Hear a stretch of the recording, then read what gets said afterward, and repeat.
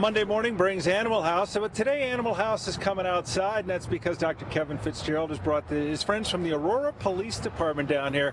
We're going to talk a little bit about canines and police dogs. Well, that's right. You know, we've got some working heroes with us this morning.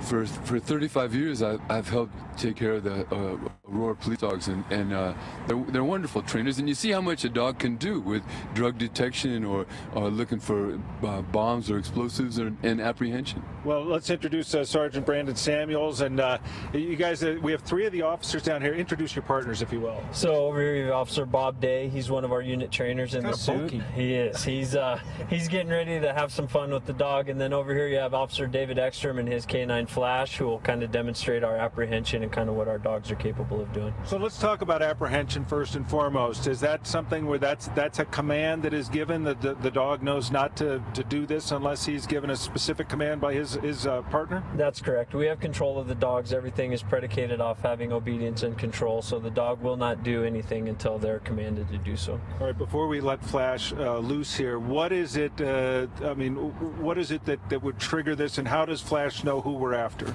So obviously right now he sees the bite suit. He's pretty keyed into that, so right. He understands this is kind of a training scenario. But what you'll see here is basically a scenario. This is a scenario of Billy Bad Guy here. Depending on what he does, Officer Ekstrom can give the dog an override command, which means the dog will engage.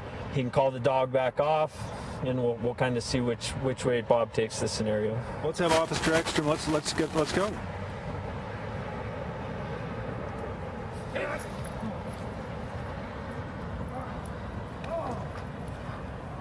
And Flash will stay there until given the command? He will. So normally in a real life situation, officers will be giving the dogs orders, the bad guy orders as well. You heard Officer Ekstrom give him an out command. He comes off the bite, and he will stand by and not do anything until he gives a command. What you'll see here is called handler defense. Right. So as long as Officer Ekstrom is in command until the bad guy does something different, the dog will not engage. Amazing. Kevin, talk about these types of dogs. Obviously, we're talking about a smart dog, a disciplined dog, and an athletic dog. Well, these Malinois are super athletes. I mean, they are extreme athletes.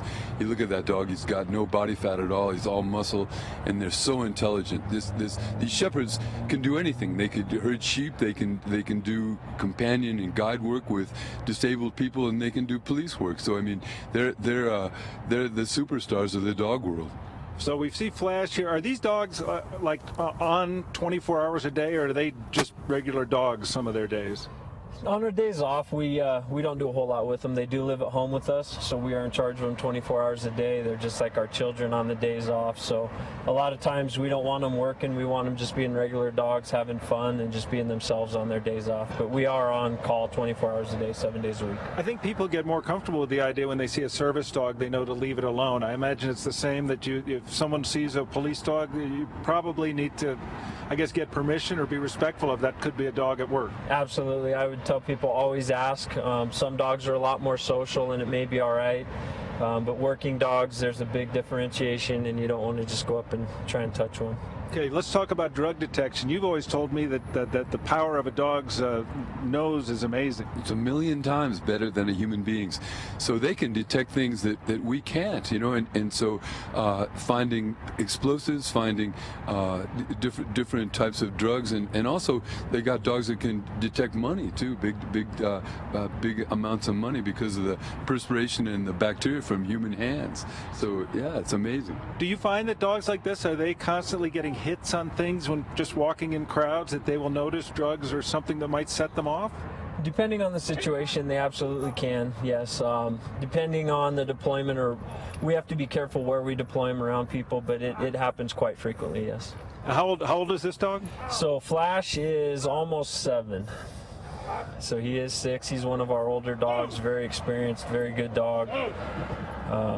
All of our dogs are dual purpose, so Flash is a narcotics detection and a patrol apprehension dog. It's very impressive to see. Kevin and the fellows here from Aurora PD, thanks so much for coming down this morning. Thanks for what I do for animals. It's great to see these guys. I've worked with them for 35 years, and I'm always impressed by the character and the quality of our police officers. Especially want to thank Officer Day for wearing the suit. I imagine you drew the short straw if you get the suit? That's correct. Sergeant Samuels, Officer Ekstrom, Officer Day, thanks all for coming down this morning.